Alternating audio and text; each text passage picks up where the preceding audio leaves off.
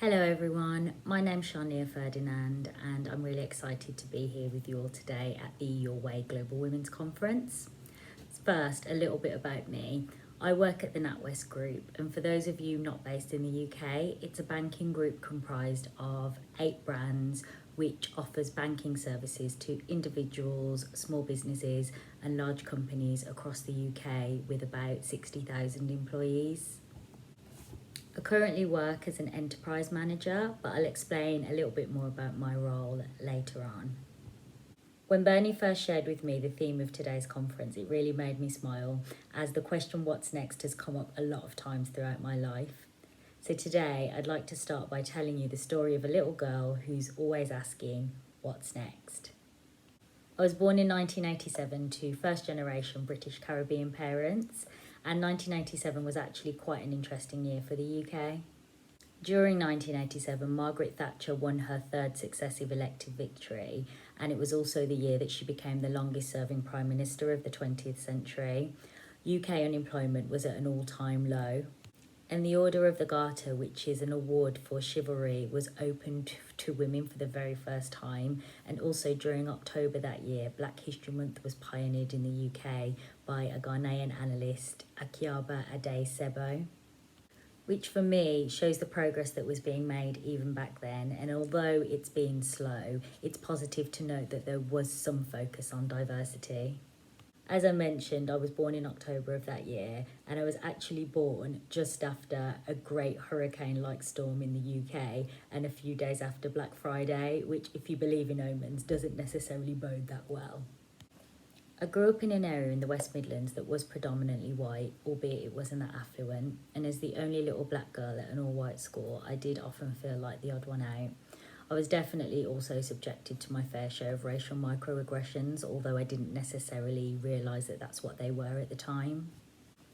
At school, my teachers always said the same thing about me, whether it was via my report or during a parents' evening, and it was, "Sharniya's bright, but she talks too much." And little did they know that my penchant for talking would actually become one of my keys to success.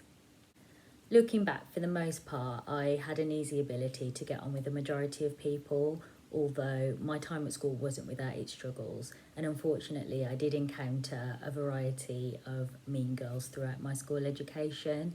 However, I realise now that their meanness actually helped me to become determined, or at least very determined to escape them.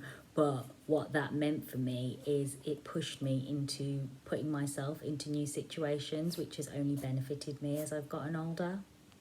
Again, for my global friends, in England, you have to take part in formal education until you're 16, at which point you can choose to go on to further study at college, or you can choose to go straight into work. And for me, it might sound silly now, but I didn't actually realise I could leave school with GCSEs and go straight to work, as if I mentioned earlier, I have Caribbean parents, and the stance always is you have to get your education first and then you can do whatever it is you want, although I'd say that's within reason. So although I knew I had to go to university, for the very first time at the age of 16 going on 17, I had the freedom to ask myself what next, as I had to make a decision between staying at the school I was already at to do my A-levels or going to a different sixth form. And as I mentioned, my motivation to get away from one tormentor who came in the form of a mean girl, but also the excitement and lure of having new experiences, motivated me to make the decision to apply to a different sixth form, to the one that was attached to my school. Reflecting on that time in my life, I learned early on that actually removing yourself from situations that aren't good for your well-being, but also removing toxic people from your life, is one of the greatest gifts that you can give to yourself. So in September 2004, I joined Solihull Sixth Form, and rather differently to my previous academic career, for the first time I was in a situation where I was surrounded by people from different cultural backgrounds, and I felt so at ease not having to be subjected to the ignorant questions and remarks that I'd had to be subjected to before. It was like a weighted blanket that I didn't realise I'd had on me had been pulled off, and I felt light and unencumbered by self-doubt. And I experienced another first, finding my tribe.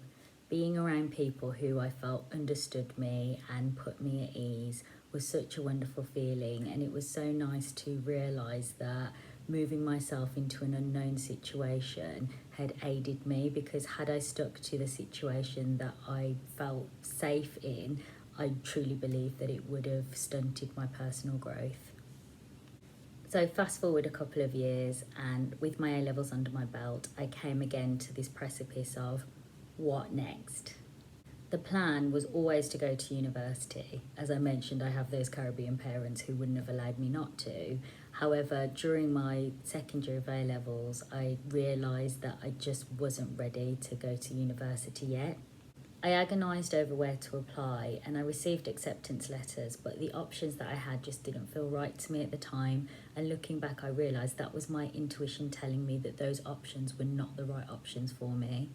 So often we don't listen to our instinct or intuition, and we force ourselves into situations that aren't the right situations for us because we think that's what we should be doing, or someone has told us that that's what we have to do. In the end, I decided to take a year out and work for the year, and that worked wonders for me, and my experience taught me a few things that I would stand by to this day. For the first time, I had and was in charge of my own money, and it really helped cement money management for me, and I know I would have struggled with it had I gone straight to university from college.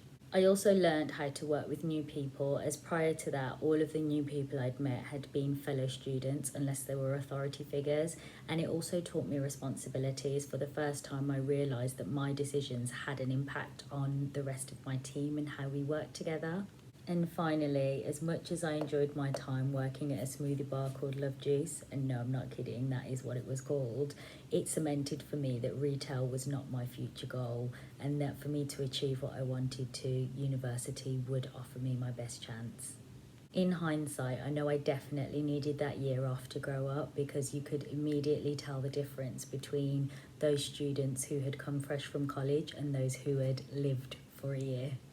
Fast forward another few years, and the question what's next was thrust upon me again when I graduated, as I then had to make the decision between staying in my adopted city or moving back home and starting afresh. While I was at university, I realised that my chosen year of study wasn't my forever vocation, and after I graduated, I did feel like I needed another year to really figure out what it was that I wanted to do next. So I decided to stay in Bristol and continue to work, albeit full-time, in the part-time job I've been doing while I was at uni as an assistant manager at the fragrance shop. Things were okay for a little while, but it didn't take me too long to realise that something just didn't feel right and I wasn't happy. And I now know enough about mental well-being to be able to admit and share that I think I was depressed. I'd left uni unsure of what I wanted to do, and the role that I was doing in the life that I living just wasn't fulfilling me and didn't feel as though it had purpose or was helping me to achieve the goals that I'd set for myself. I realise now that I'd failed to recognise the lesson that I'd learned about jumping into the unknown, and I'd played it safe and stayed there. And it's also important to note that the benefits of being able to recognise when a situation needs to end. Uni was over, but I tried to prolong the feelings I'd had there by extending my stay, but it obviously wasn't the right time, and the experience would never have been the same as when I was at university.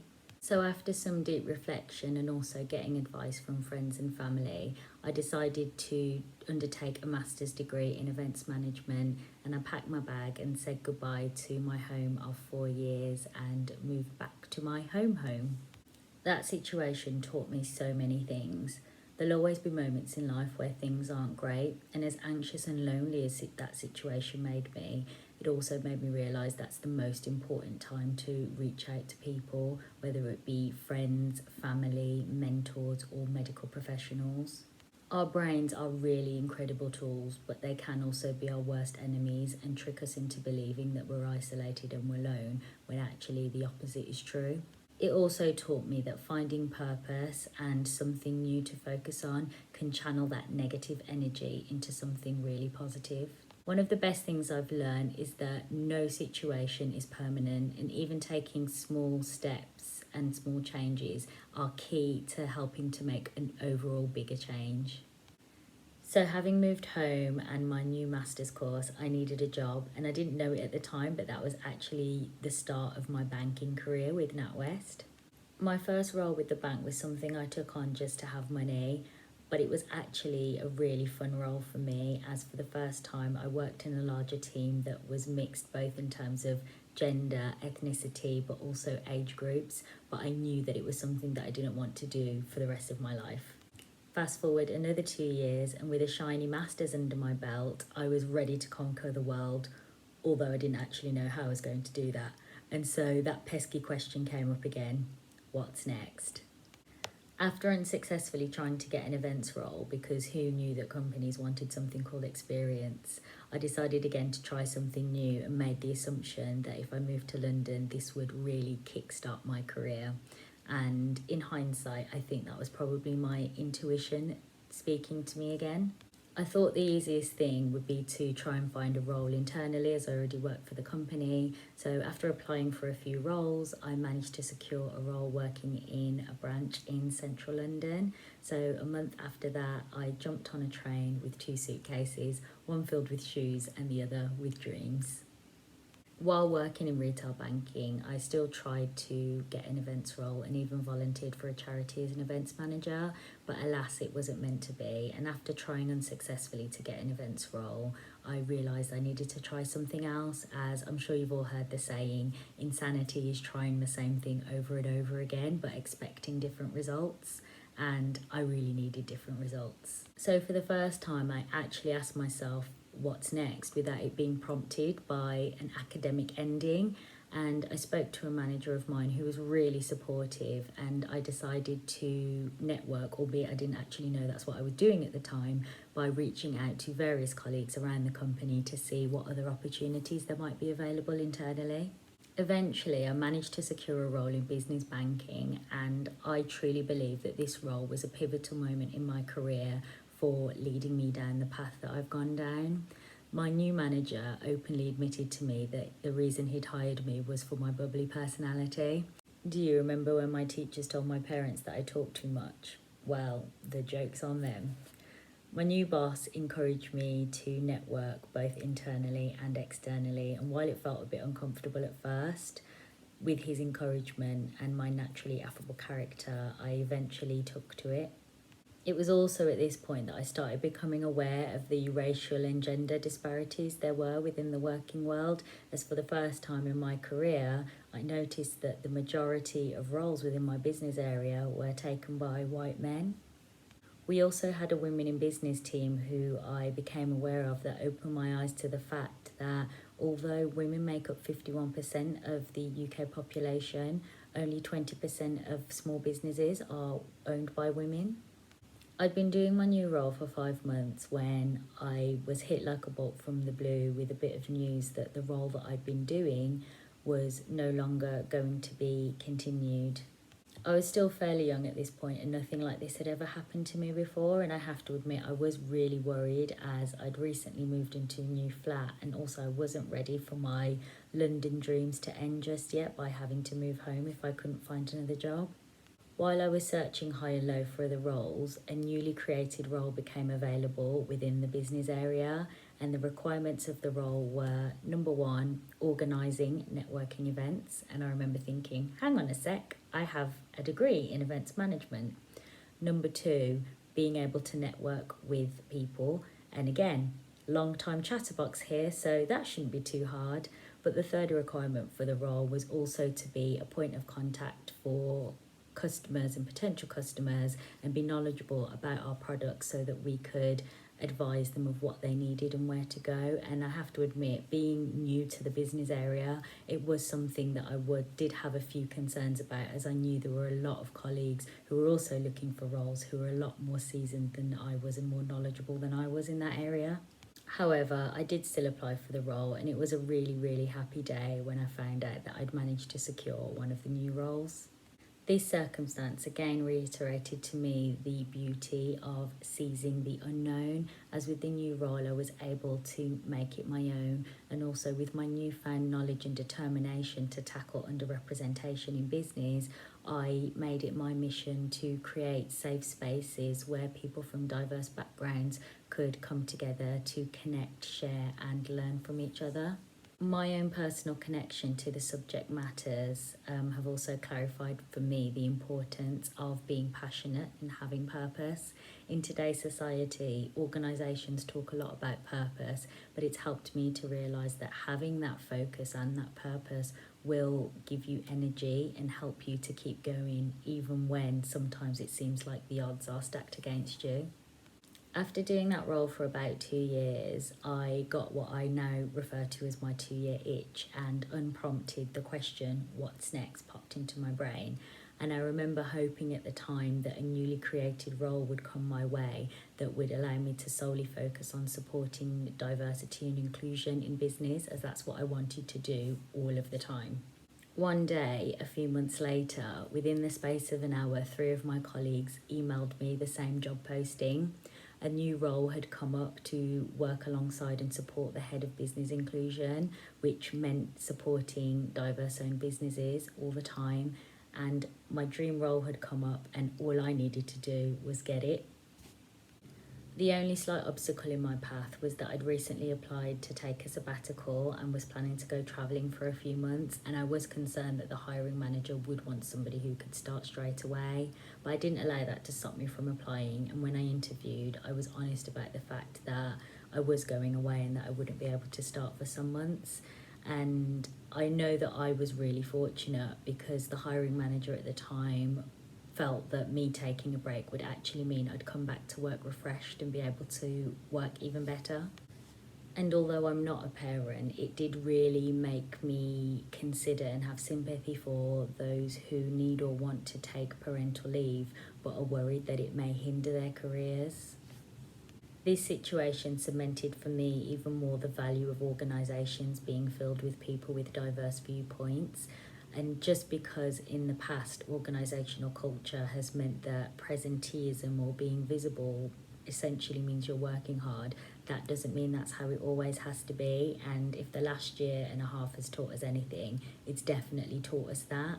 And moving into the future way of working, it's important for organisations to understand that a relaxed and happy workforce are way more productive than a tired, stressed, always at their desk workforce. So off I went on my travels, and when I got back I was so excited to start my new role and work solely in the area that I was passionate about, to find out that the person I was supposed to be work with had gotten her own amazing opportunity while I'd been away. And while I was really happy for her, I remember I couldn't help but think, what does that mean for me? There were a few really tense weeks where I was really unsure about what that meant for me and how my role would work going forward, but actually her leaving was a really great opportunity for me to make the new role work for me, more so than I would have been able to had I supported her the way that I was initially brought into. So once again, having been thrust into the unknown, I was able to make the role my own, and over the past 3 years, I've ideated and led on some incredible projects, which not only have allowed me to increase my skills, but have also followed my passion of being able to support, celebrate and highlight diverse business owners.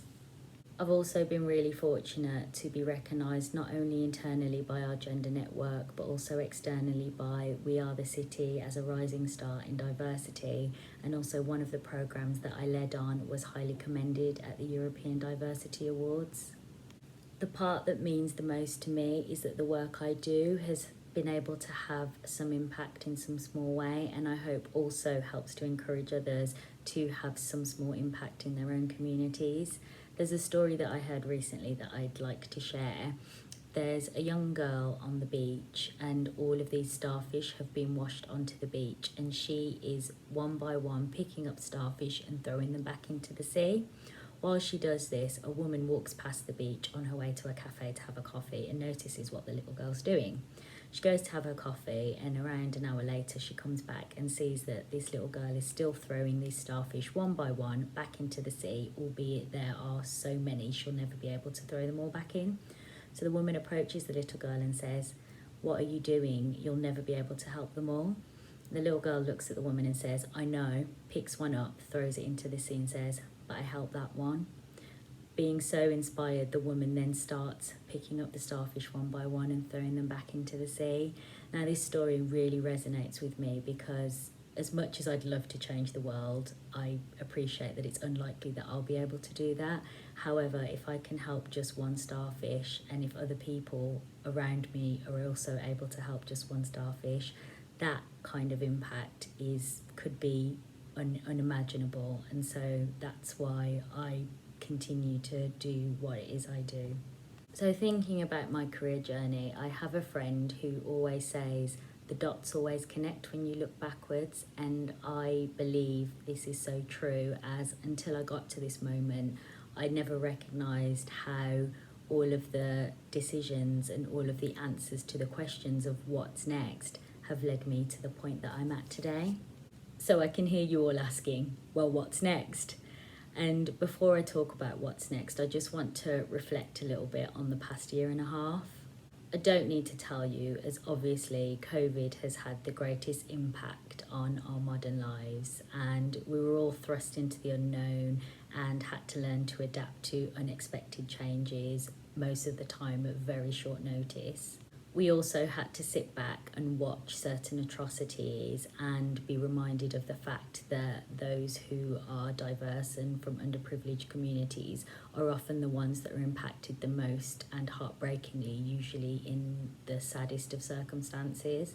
As I mentioned, in my role, I work on programs and initiatives to support small, diverse-owned businesses, and I know the huge impact that COVID has had on business owners. However, I truly believe we are at a moment of reckoning, and large organisations are also waking up to that fact and are thinking more inclusively about how they can and should be supporting their communities. And so for me, what's next is for large, medium and small organisations to work collaboratively with policymakers to recover and come back stronger than we were before. Now's your time to harness the support that's available and for organisations to support their communities more. Organisations are made up of individuals like me who want to support and learn from the communities that we serve. One thing we can now all be certain of is that times will change, and we will have to adapt our focus and purpose to serve the needs of our communities. But what I'd like to leave you with is my top tips for how to deal with what's next. Firstly, embrace the unknown. Now, I have to admit, I am a grade A control freak, but I hope that my story has reflected that actually the times when I've admittedly been forced to cede control have actually given me the most positive outcomes. Secondly, don't ignore your intuition. Whether it's your brain screaming at you that something isn't right, or there's just a small nagging feeling in the pit of your stomach, make sure to listen to your instinct and truly understand what it's trying to tell you, as it does know what's right and wrong for you. And also remember that characteristics that other people may criticise, whatever makes you you is definitely your greatest asset. Thirdly, if you find yourself in a situation that you're unhappy with, don't beat yourself up about it. As I mentioned, times aren't always rosy, but the one thing that keeps me going is that nothing lasts forever, and there are always steps we can take to help make changes.